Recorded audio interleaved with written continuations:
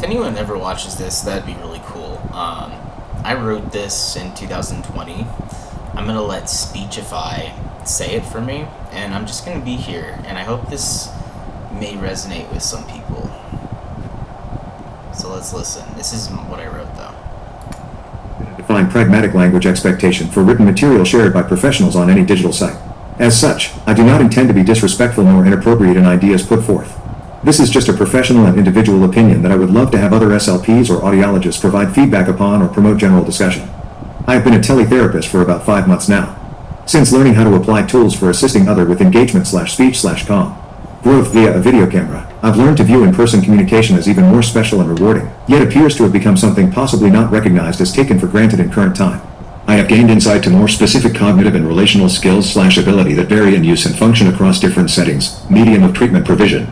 Taking this idea in light of the discussion mentioned here, my opinion strongly supports the view that the definition of pragmatic language is rapidly evolving.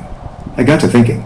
It's scary that this virus is reinforcing a digital/written method that, unfortunately, has already been gravitating towards given social pressure/natural change.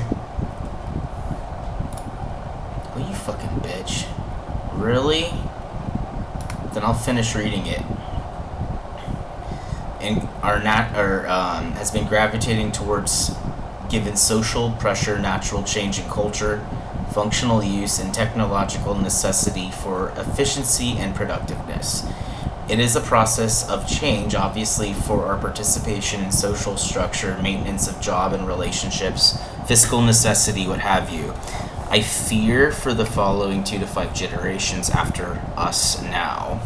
I fear continued change towards this method rather than talking directly to someone will change in priority, availability, and negatively impact culturally relayed and emotionally necessary methods of engagement per the context and topic accurately. Why?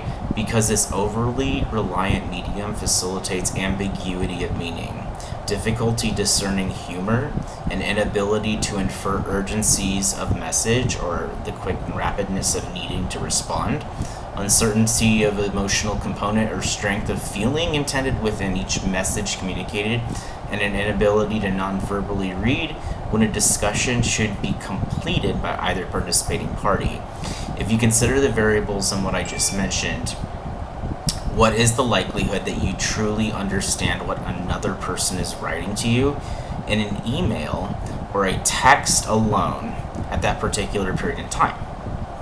Worse yet, without talking on the phone or having a more direct communication method, continuing a discussion under this circumstance has no benefit to meaningful information exchange discussed further, as your understanding of their message, or vice versa, isn't correct from the beginning of that intended discussion.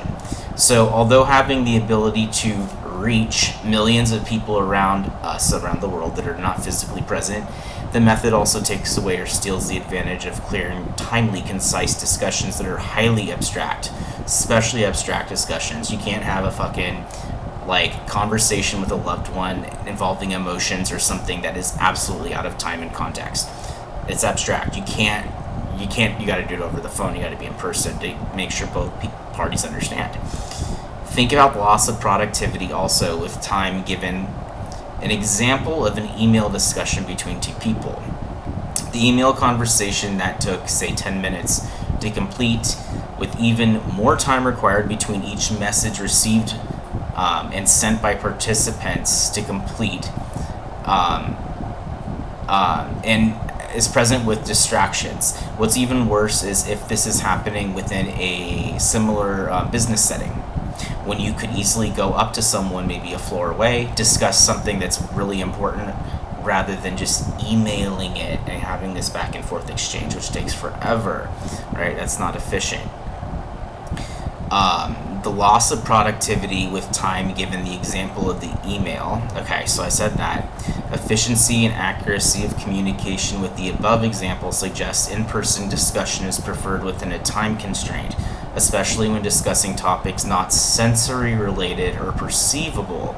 You may ask now why I came to this conclusion. Language undergoes distortion of meaning, scope, and symbolic conveyance when one or more sensory mechanisms is altered between organism to organism. So if I can't see you and you can't see me, we can't communicate using any sort of symbol to have theory of mind and understand each other.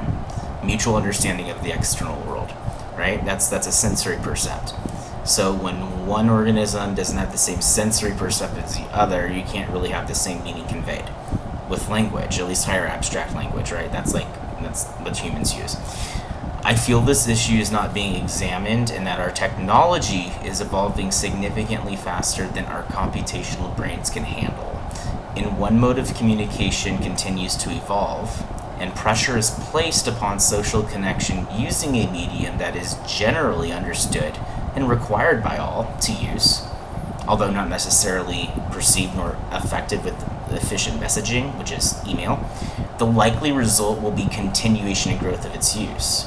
So we're going to continue to use it even though we're having to give away meaning in what we really mean when we're communicating through email or texting. I think of the possible situation. The use of echolocation by a dolphin underwater.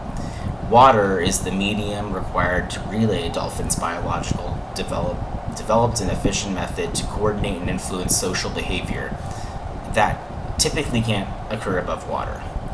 It might be able to occur above water if they both flipped out of the water and did something that had coordination and movement, or maybe the amount of flips in synchronicity. Something that allowed them to connect outside of the water medium, because they use echolocation. You can't use echolocation above water. So they're going to have to evolve something like maybe a written. See, that's like, it's analogous to us underwater communicating with verbal, like audio or auditory, visual, and things like this, and listening, hearing. Maybe going out of the water for dolphins is like writing, right, or reading. Nothing you hear though. So what I'm saying is, it's a stretch of an example, but it's still similar to what I'm discussing here. I have written other ideas about how syntax and temporal changes using social media devices that connect everyone are influencing actually the comprehension of written language, especially for children who are initially exposed to these devices. As such, I believe young children entering their educational progression or their academic studies using books with one author, one perspective outlining a narrative within one viewpoint, will not be a concept they will understand, because if they're exposed to something that is all digital on the tablet, like, I don't know, whatever you have, Instagram, Facebook, it's a completely different written structure, okay? This most likely will appear foreign to their prior written language exposure, like Facebook, and the information that is shared within that single book and one author won't make sense. Social media presents topics that are contributed by multiple people out of temporal order, and the visual spatial outline of reading the information changes the syntax and understanding of the cause and effect relationships between the story. Okay?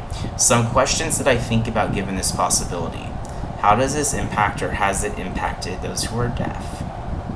Okay? How does this quickly shifting practice to relate to written words alone utilize the visual, tactile, or proprioceptive mechanisms that everyone has at their availability to comprehend and connect with others, right?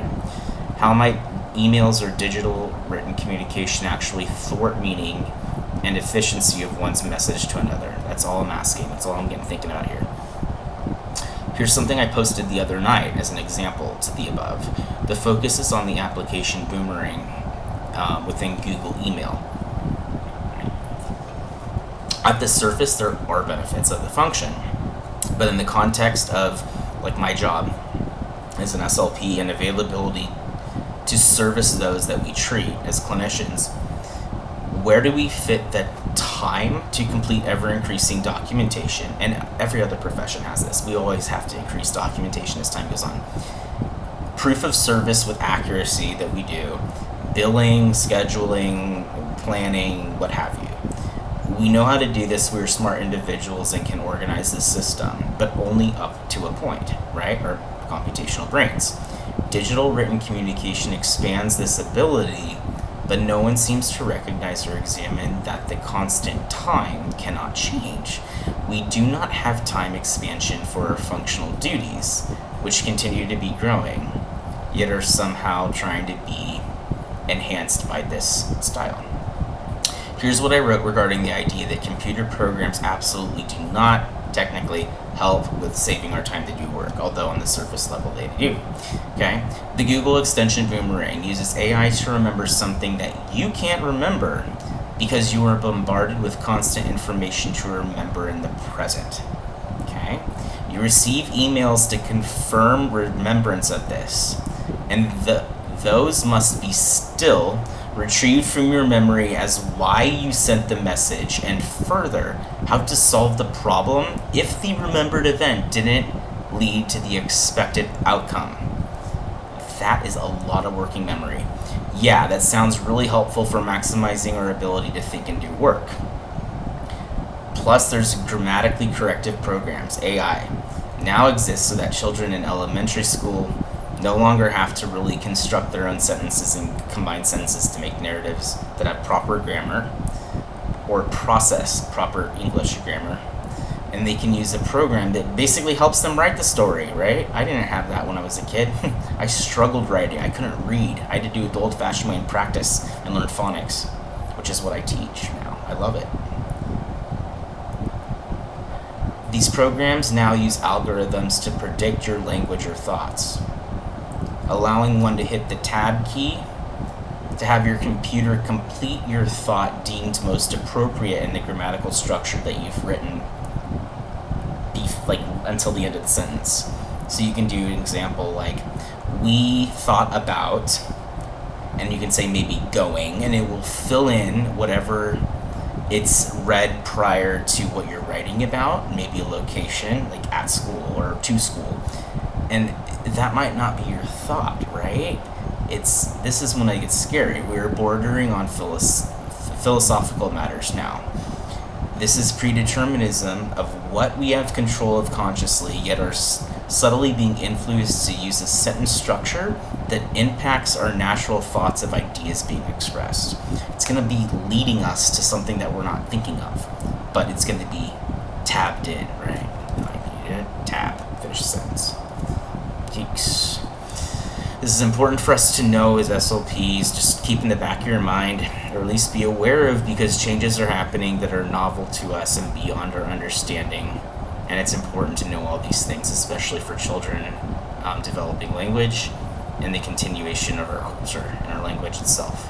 So, hope you guys like that.